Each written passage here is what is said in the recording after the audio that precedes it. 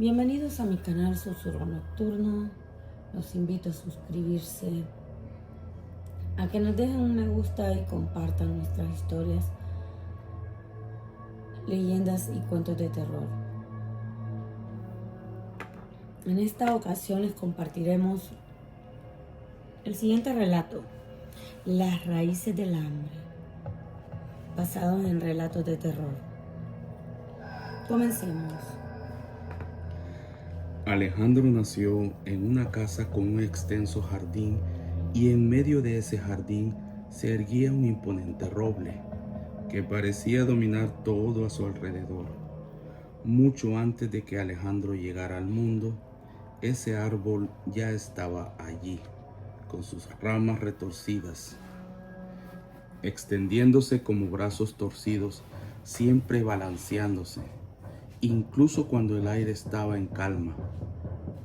Para la mayoría de los visitantes no era más que un árbol grande e imponente, pero para Alejandro era algo mucho más amenazante. Desde sus primeros años, el niño albergaba un miedo irracional al roble, aunque para él no era irracional en absoluto. Ese árbol lo vigilaba, lo llamaba y en las noches más oscuras juraba que podía escuchar sus ramas crujir, como si intentaran rascar las paredes de su habitación.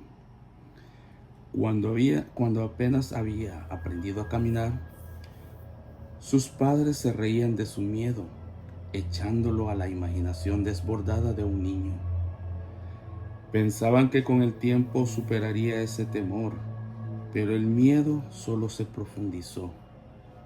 Alejandro evitaba el jardín a toda costa y por las noches suplicaba a su madre que le cubriera la ventana de su cuarto, la cual daba al patio. A veces incluso movía muebles para bloquear la ventana por completo, pero no importaba lo que hiciera. Las sombras del roble siempre lograban colarse por las rendijas, proyectando largas figuras con forma de dedos a lo largo del suelo de su habitación.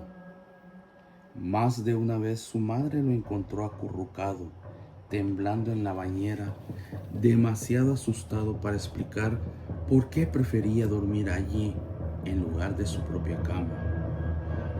Con los años Alejandro dejó de hablar de su miedo, fingía que todo estaba bien, pero solo para dejar de preocupar a sus padres, quienes ya estaban cansados de lo que llamaban sus delirios. Pero el terror no había desaparecido, simplemente había echado raíces más profundas, como las de un árbol, creciendo silenciosamente. Y así, cuando Alejandro dejó de mencionarlo, todos asumieron que finalmente había superado su fobia. Pero una noche el silencio se rompió. Alejandro desapareció. La ventana de su habitación estaba hecha añicos, fragmentos de vidrios esparcidos por el suelo, mezclado con algunas hojas de roble. Afuera el césped mostraba extrañas marcas, como si algo o alguien hubiera sido arrastrado desde la casa hacia el árbol imponente. Las ramas se mecían suavemente en la noche, como si finalmente hubieran saciado un hambre de mucho tiempo. La familia se negó a aceptar lo que parecía obvio. Ni las hojas en la habitación, ni los surcos en la tierra. Las autoridades etiquetaron el caso como desaparición, enfocándose en explicaciones más racionales como un secuestro, una fuga, pero nada tenía sentido. No había pistas ni testigos ni evidencia tangible. Los días pasaron y la desesperación consumía lentamente a la madre de Alejandro. Su esposo intentaba consolarla, pero ella no podía apartar la mirada del jardín. Sabía que algo terrible había sucedido y que el roble con sus ramas nudosas y su grueso tronco tenía la clave. Todos los días observaba desde la ventana de la cocina y juraba que las ramas se movían levemente, incluso cuando el aire afuera estaba completamente quieto. Entonces, una noche decidió que tenía que actuar. Armada con un hacha, se aventuró al jardín. La luna llena y alta en el cielo bañaba el roble con una luz fría y fantasmal. Con cada paso que daba hacia el árbol, el aire se volvía más espeso, más denso, dificultando la respiración.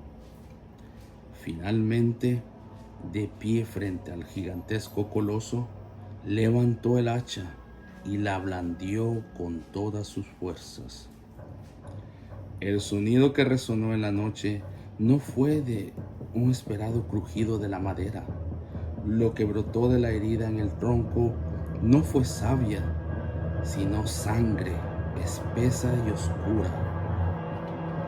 Las ramas del árbol se estremecieron, retrocediendo como si sintieran dolor, alejándose de los golpes de la madre desesperada. Con cada golpe, ella gritaba el nombre de su hijo, pero no importaba cuán fuerte golpeara, el roble se negaba a caer.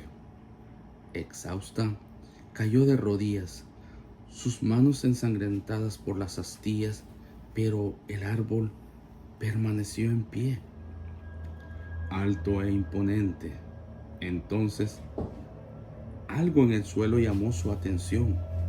Las raíces del roble habían comenzado a salir de la tierra, como si algo desde abajo las estuviera empujando hacia la superficie.